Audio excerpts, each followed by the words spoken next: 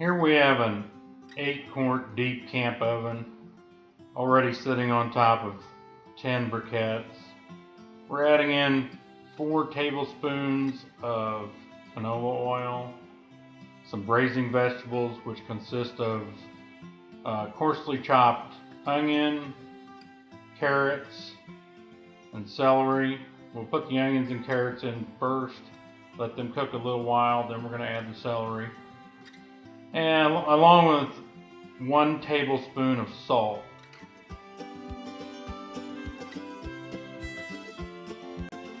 This recipe will be available downloadable or printable over on our website. Now we're going to add in a handful of applewood chips. You notice here the coals are kind of bunched up. That's so all these chips will start smoking. Normally we'd have those coals spread out.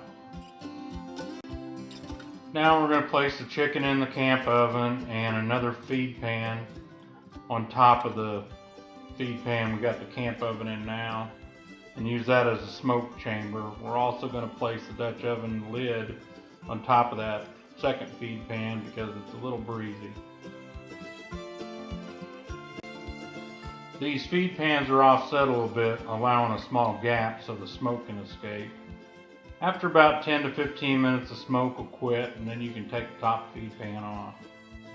You'll notice here that the chicken doesn't look very smoky. It just has a little smoke lines on it.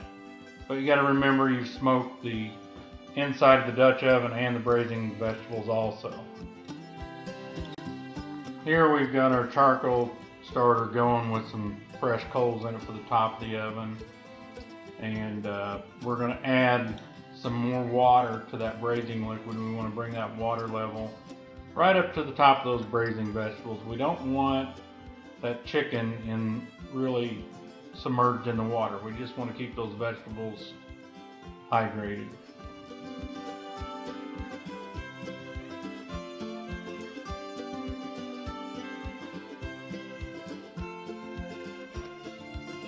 We're going to add about 20 coals to the top of this oven because we plan on cooking this chicken for about an hour.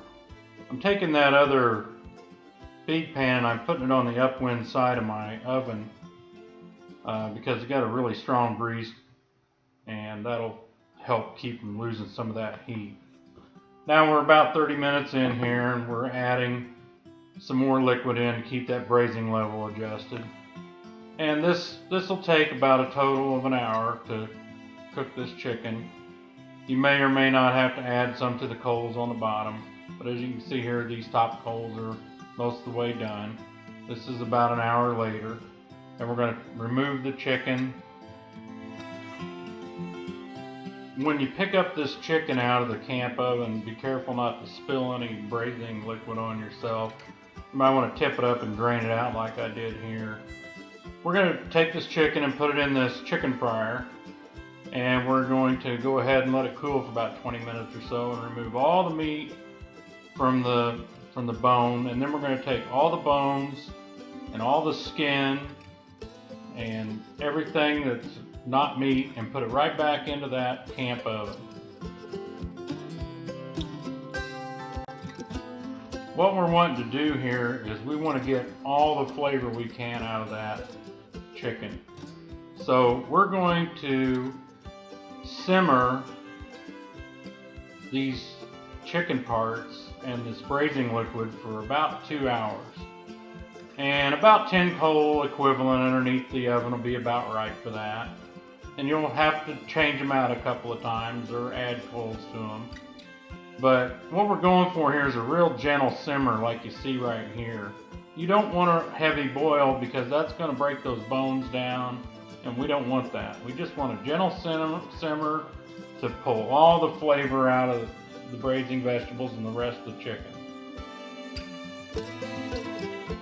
We've been simmering this braising liquid and vegetables and chicken parts for 2 hours now, and our coals are pretty much all died down. So we're going to remove all those vegetables and chicken parts, and then we're going to strain off that broth and reserve it, and we're going to discard all these vegetables and chicken bones.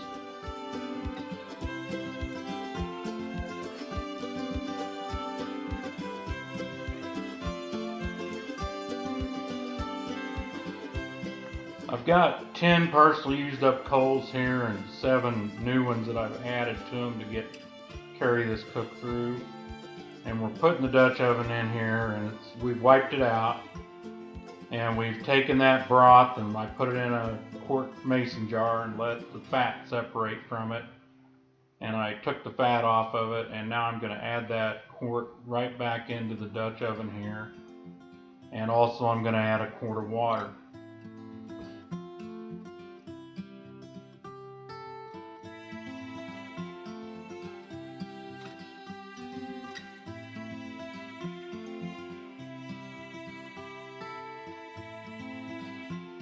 Next, we're going to add in our onion, celery, carrot, minced garlic, and black pepper to the broth.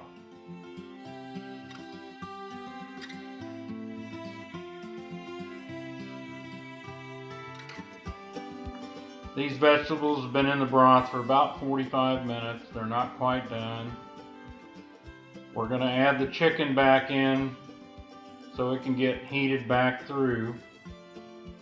And then we're going to add another pint of water, so we have a proper amount of water here when we add our noodles in. It's already heated up.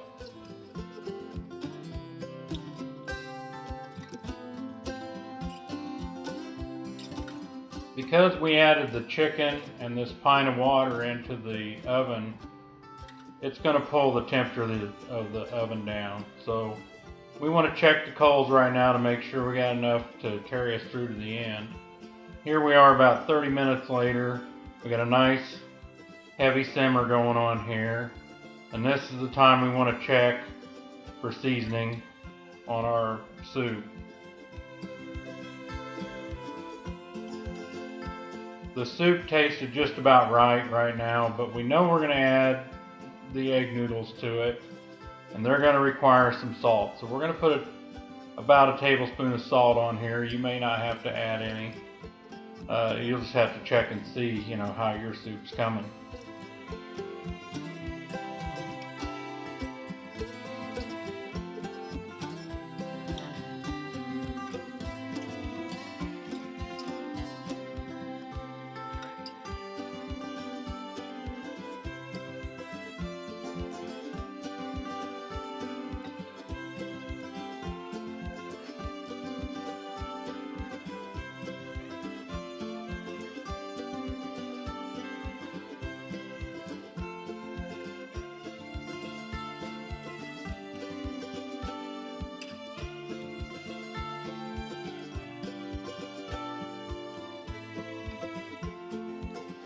After 8 to 12 minutes, your noodles should be tender and your soup will be ready to serve.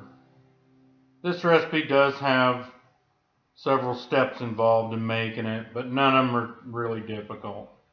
The total time to cook this soup should be between 4 and 5 hours, depending on your weather conditions that you're cooking in.